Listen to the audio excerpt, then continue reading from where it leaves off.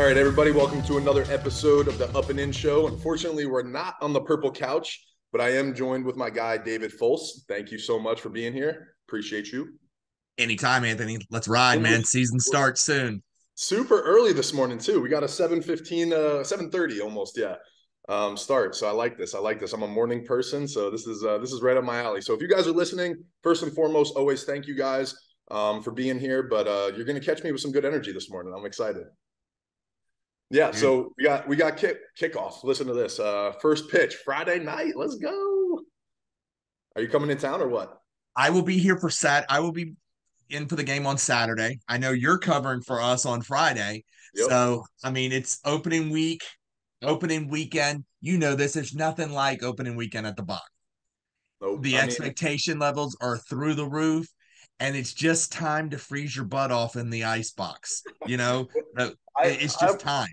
I appreciate you said that. Lila's gonna join me. She's crying here, so she wants to join in, with us for a second. So, but dude, it's so funny because we used to have a joke all the time that hey, no, you got to sit down. We had a joke all the time that the weather would be perfect for the week leading up to opening night, and then the first night is 35 degrees, the wind's blowing straight in your face. It's amazing how that happens. So it's hilarious. Do we know what the weather report's going to be Friday? Just butt cold. I love it. I figured that honestly.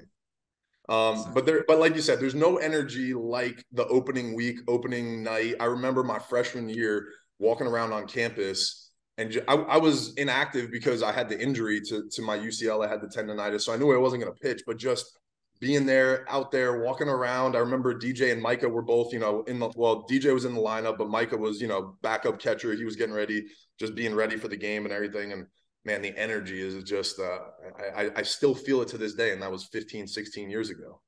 and you mix it with the expectation levels, and it's been a long time since LSU's done anything in LSU in terms of LSU baseball expectation levels.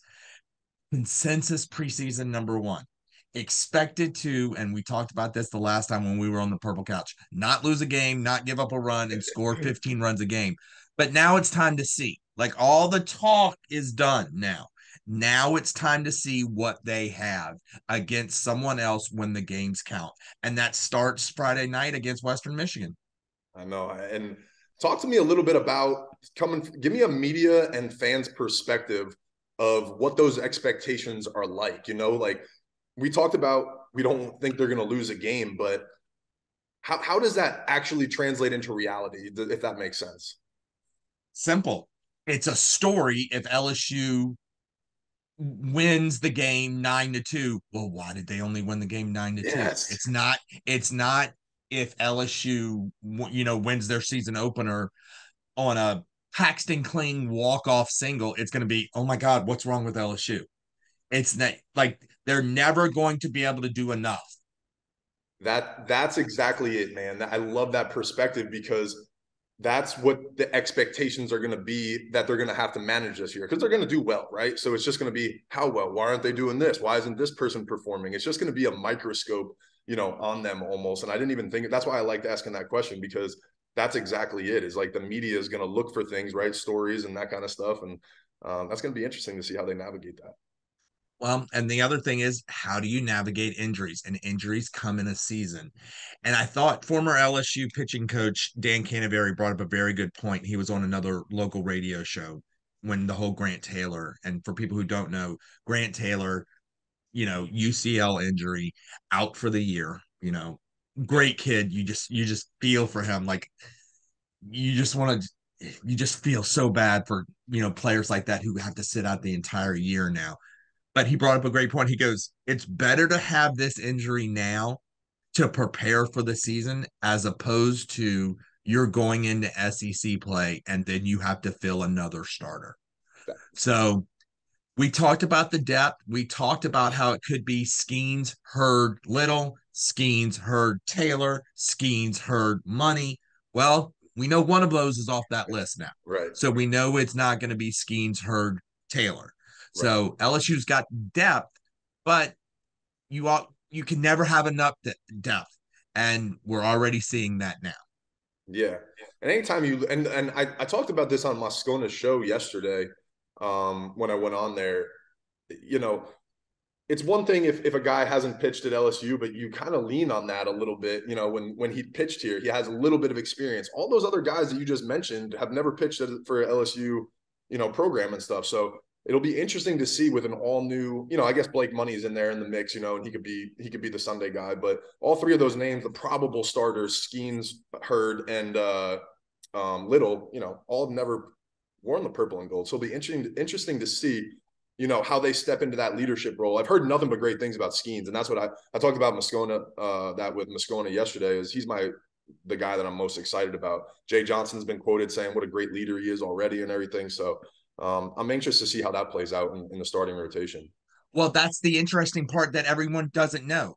You can be the highly rated recruit, and all this stuff could be great. All of it is right now is just on paper. Yep. We don't know, and you've done this because you had to go with this. You go out there and it's 10,000 people and they're screaming and then it's rolling.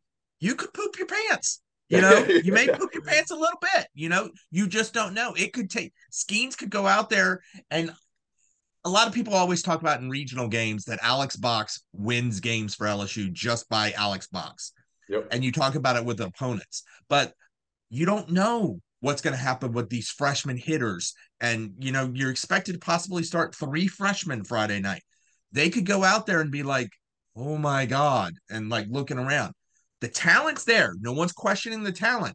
Now it's time to see how they adjust. And this includes Skeens and Hurd. How do they adjust pitching in front of this many people? This will be the most people Paul Skeens has ever pitched before and in his entire life. Yep. So how do they adjust, and how quickly can they adjust? And that's what these pre-conference games are for. You want to get all the nerves out. You want to get you don't want to give them the ball the first time in SEC play. That's what pre-conference is for. Work out the kinks. Work out okay, it's not a big deal. Let's just go out there and play the game, and let's just all calm down. But that is something to pay attention to, especially if Guidry ends up starting at second base and Kling gets out there. You go out there and, I mean, it can be nervous. That's what you can speak on this. No, that's exactly it and I think that's honestly something that I give Maneri such good props on, and stuff. How do you get the most out of your players and play on those stages and prepare for that kind of stuff? So, I know Jay, I have full confidence in Jay and doing the same thing, providing that leadership. And then there's, older guys around the team that'll do that. But that's always the biggest thing is how far are your freshmen going to take you? How far are they going to, the new guys going to be able to propel that and react to that stuff? There's a lot of different pressure here at LSU. There's a lot of different factors that play into it. I mean, I like you said, I played baseball in Jackson, New Jersey. Like it was really, really small. I went to a small high school. All the fields, if I was lucky, had 1,000 people at them and things. When I came down here, the Purple and Gold World Series was the first time that I pitched in front of 5,000-10,000 people. I was fortunate enough to play some basketball games in New Jersey where I was in front of some big crowds and things like that, but still never to the magnitude of this. So I'm anxious to see what these freshmen do, and that's one of my favorite things is how are guys going to perform when the lights come on. And the other thing, Anthony, is this is where you really rely on the Dylan Cruzes of the world, the Exactly. Jordan Thompsons of the world, the Trey Morgans of the world, to just be that calming veteran influence to where, and you got to do both versions of this. You were the big-eyed freshman and then became the upperclassman that got to help the big-eyed freshman. You rely on them. The Tommy Whites of the world can murder a baseball, but he's never played in front of this many people. So, Exactly. but Dylan Cruz can help with all that. Dylan Cruz can keep, a Paxton Kling's calmness there. A Jordan Thompson, whoever's ends up at second base. Hey, Yep. I got you. I've done this. I've been through all this stuff. That's Yep. why the veteran leadership is so important, especially early in the season. No, absolutely. I think you said it. And I think being able to be that leader too and take some of that. So it'll be, performance will help. If Dylan comes out and plays well, Trey comes out and plays well, right? It's not as much pressure on Tommy White to be like, dude, we need you to be swinging, and protecting Dylan and all this stuff. So I think just even from a performance standpoint, if those guys go and do their jobs, it'll take a lot of pressure off the new guys to have to perform, right? And then obviously it goes without said, the spoken leadership, the lead by example. And like you said, I've been there. I was a freshman too. I had the same things, and it's okay, you know. And I think the biggest thing in baseball, our game is a sport of failure. How do you respond to that? Because they're going to have their ups and downs. And you know, and again, this is something we did talk about, is how long of a leash these guys have, because that's going to get in their head too, right? Knowing that there's a really good guy behind you, and you got to perform right away. There's a lot of different factors that go into it this year. It'll be interesting to see who comes out. And let's just remember, and this, I hate saying this, injuries also play a factor. This time a year ago, in the preseason hype, when they're getting up literally to run out onto the field, Cade Beloso jumps up and below, and when they do the huddle beforehand, Yeah, jumps up, blows out his knee, and then all of a sudden the world is introduced to Braden Jobert, and he hits exactly. 20 home runs. Was never supposed to see the field last year, and Yep. look at the that quickly it can change. That's where I think even the Mikey Matuk stories, the Aaron Austin Nola during my times, right? Mikey, I tell this story all the time. Mikey and I still laugh about this. Um, one of Mikey's first practices at LSU, we were in the old box still at that fall of it was the fall of '08 going into the '09 spring, Mikey's freshman year. Coach Maneri had him out there in the outfield, and they were working on stuff, and Coach Maneri was riding it, just doing a good job coaching them, but being tough and everything. And I remember I was trying to be the sophomore leader, a little bit. I go put my arm around Mikey, and I'm like, damn, man, just keep grinding, keep your head up, bro. It'll be good. Was this your first day in the outfield? And he looks at me dead in the face. He goes, no, I'm an outfielder. I've played outfield my whole life. And I was like, oh, my bad, dude. I thought you were an infielder that coach was making, doing an experiment with. Oh, talk oh. about talk about leadership moment gone wrong, but we laugh But you about know what? It was the effort. You were trying. that's it. Yeah, that's it. But I say that to say, it's always fun to see how people progress and come along, right? I was watching Mikey out there in my field. I was like, this kid's never going to play at LSU, and then he's the one banging his chest, and we're head banging in the dugout in Omaha. And he's a crucial point on that team. We don't win the World Series without him in center field. So it's so interesting to see. And if somebody told me before the year that Mikey was going to take that spot from Leon or Jared or Chad or anybody like that, I would have been like, you're crazy. So it's just I'm anxious to see which stars come out of this, and which guys come out and make the most of their opportunity.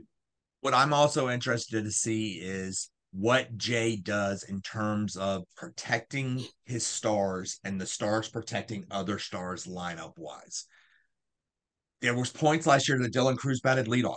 What happens now? Does it go back to a prototypical leadoff hitter, and then you go Cruz, Skeens, White, or does it depend on who is in the starting lineup, like who's the opposing pitcher? If it's a Yeah, lefty, do you do it like that? Where does Trey Morgan come into the lineup? Do you want Trey Morgan more for power, or do you want Trey Morgan like in a 2-hole or an 8-hole? You know, what happens with Jordan Thompson? The starting lineup come this weekend, because I expect 3 different starting lineups to where he's just getting a feel for things and all that kind of stuff. Does Josh Pearson become the, hey, I'm going to take advantage of his speed? Does Kling become if Kling's a power hitter? I'm fascinated by the minutia and the intricate details of how Jay protects his lineup, and the lineup we see Friday night won't be the lineup we see Saturday. I still what we do know is Cruz is going to play and Skeens is going to pitch Friday night. yeah. That's what we know for sure. So The I'm Skeens hit on fascinated Friday. by that. The Skeens hit on Friday nights or no? Skeens, I don't expect Skeens to hit when he's pitching, Okay. but I expect Skeens to hit Saturday and Sunday in that DH role Yeah, I think that's why. without question. Yeah, I think that's why he's 100%.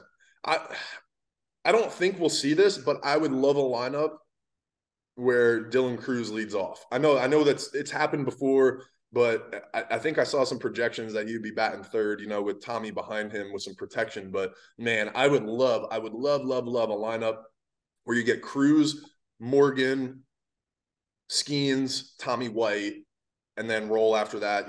But And I then would love maybe to a see those Kling. 4 guys getting them. Yeah, exactly. And then those four guys getting the most at bats, and Dylan Cruz being the best player in the country, getting the most opportunities, with the most at bats. I know he won't have guys on base to drive him in, but he's such a playmaker. He's so dynamic. He can, stretch doubles into triples. It starts games and gets energy. So for me, I don't know. That would be ideal for me, but that's, we'll Well, see. and here's my question to you. I think, how do you protect the freshman? Do Yeah. you put the freshman right in the middle of the lineup? Like, do you have a Paxton Kling batting fifth? Do you have a Brady Neal behind the plate batting second or sixth? Because these are guys who played bat cleanup their entire lives. Right. They were the big dog. And Yep. now they're coming in and they don't have, where do you do with Gavin Guidry? If he is your starting second baseman and ends up doing that, where do you put him? Do you take all the pressure off and they're batting 7, 8, 9? What do you do there? It's why I'm not a baseball coach and I'm sitting here talking about it. Yeah, yeah, But yeah. I'm fascinated to see that, and I'd love to know your opinion on how do you not put too much on the young players too early, or do you just throw them into the deep end and see if they float? Yeah, it's and that's where a coach knows his players. And I think that's where you and I probably don't have that insight of, we can ask them and stuff, but that's an intuition thing of what makes Jay Johnson a good coach. And he's like, this is where I think this person belongs. But for me, if I were the coach, I think I would lean towards letting the veterans take the brunt of things. Hey, look, this is their team. You guys have all the gain and nothing to lose, like all this stuff. You guys are, our 5, 6, 7 hole guys. You're important to turn the lineup over, but hey, look, these guys are going to do most of the damage early in the year, and then you guys are going to fit in. And maybe at the end of the year, you're lead off second, But I think I would approach it of no pressure, especially Brady Neal behind the plate. You're commanding a whole new, rotation, and you're trying to develop relationships with pitchers. He's going to have enough on his brain behind the plate. Don't put that much pressure on him at the dish. Let him bat 7, 8, 9 and just focus on catching and managing the game and that kind of stuff. So that would be me if I were coaching, the way that I would approach it. But again, Jay knows his guys better, and who knows what we'll see Friday night. My other question for you, and Paul was always famous for this, and so is Jay. Tell me the approach of, we're not going to see Skeens go out and throw 9 innings. He's not going to hit 130 pitches. Tell me why. Like, I never understood that though, because they've always had a full fall and a full warm up. Why not? When I play the video games, my starter always goes 9 innings. Why Yeah. is it so important to not do it this quickly from a pitching standpoint? That's a good question, because even in the major leagues, they do it a little bit. It's a little bit more free, where the starter might go 6 or 7, but you'll still see them be on a pitch count so early. I think it's just from a perspective of knowing, hey, look, this arm's only got so many bullets in it for a year. There's no sense in wasting them in February type thing. And, God forbid, when you are stretching it out, if any injuries happen, just by going an extra inning or whatever, it's just not worth it, when the games are not as much on the line. So that would be my guess, but shit, as a selfish fan, I'm like, I want to see the guy pitch in the 6th and 7th, and I want to see, get through some adversity. So are you telling me Paul Maneri lied to us and said it was, when he said it was about the weather and it was just cold? Well, I mean, that might be his thought process on it. He might think that the weather increases the likelihood for injury because they're tighter, they sit down longer, and that's another thing too, is in the beginning of the year, knock on wood, you're playing teams where maybe you have longer innings, offensively. So it does play a factor where the guys might get a little bit more stiff, and it puts them a little bit more susceptible, I guess, for injury, But All right, well, cool. Anthony, wrapping up here, dude. I cannot wait for the season. So here's one thing, and I'm breaking some news to you here. Next week, we won't have a show until later in the week because I'm going on vacation. So taking the wife to Washington, D.C. We are history nerds. So nice. we are going to nerd out. We're talking like Declaration of Independence, Arlington National Cemetery, all that kind of cool stuff. But each week, dude, we're going to be able to break this down. We're going to talk about what we see. I'm fascinated to see what you see Friday night. I'll be there Saturday. You're going to be able to put a good, get a good view on this. And I think this is going to be really cool, and this is going to be really special. We're going to have some guests coming in. You're going to get to meet Max Charles, the amphibian. We'll talk about him later. Nice. Yes. All sorts of cool things. I'm excited. It's talking season's over. It's here. Preseason talking's over. It's time to go to the box, baby. I I love it. this is Christmas for me. Being at the box and just sitting there watching baseball all day. We have the best job in the world. I agree, man. That's what I was like. If I got to be at work Friday night, watching the game, twist my arm, fine, I'll be there. So yeah, I'm jealous that you're going to be in DC. My brother lives out there. That's a great place. I'm a big nerd too, so I've hit all those museums already. There's a ton of great stuff out there, so you guys are going to enjoy it. That's a good pick. Before I let you roll though, really quick, I just want to talk about Grant Taylor. When he went down, odds went from plus 500 to plus 650, right, for LSU to win. Hold on. I think it's actually in like gotten worse. So give Real me a like second. worse as in like higher odds. Like I I never yeah, know what the right do term. you call it worse? I never know what the right terminology is. Like the odds are Yeah, less likely. it's plus 750 now. Ooh, You I, talked about this. yep. You talked about this. You said when they were plus 500, you said, "Hey, let's hold off. They're going to have their ups and downs and all that kind of stuff." Yep. And it continues to go up. Yep. Tennessee is, overtook and it is the new favorite at plus 500, but the LSU's up to plus 750 now. But when the season starts, you know, I expect those odds to maybe come down a little bit. But what I'm excited about is come Friday morning, you're going to have college baseball games. And again, we love DraftKings, but they're going to look and they're going to see stuff where it's, oh, the over under for this game is 9.5 runs. That's where you bet the house, baby. I was getting my haircut Wednesday this week, and I was like, everybody was asking me about baseball. I'm excited. I'm like, you know what I'm excited for? Sunday over unders at 9.5. Let's go. Smash Yes, the over on baby. Sundays. Let's go. Everybody in the barbershop was loving it. So that's what I'm excited for as well. And who knows, maybe if LSU does come out a little iffy, this weekend, maybe the odds do go a little more in our favor, to get some better odds for LSU to win the championship. So I'll be keeping an eye on that all year. We'll be updating everybody on that. So I'm excited, man. Yeah. So enjoy your day. Thank you again for making the time for this and for all the things you do for Cards and Culture and the writing. If you guys are listening and you guys like reading stuff, David's an incredible writer and he writes on our website. I also write some stuff. Not as much about LSU, but more just, collectibles and cultural stuff and sports. But yeah, thank you for everything that you do for us. I appreciate it. And looking forward to this year, man. We're going to talk about that College World Series chair at some point, right? Yes, that's right. We got to tell that story for sure. I love All it. right. Yep. All right, Awesome. man. Have a great day.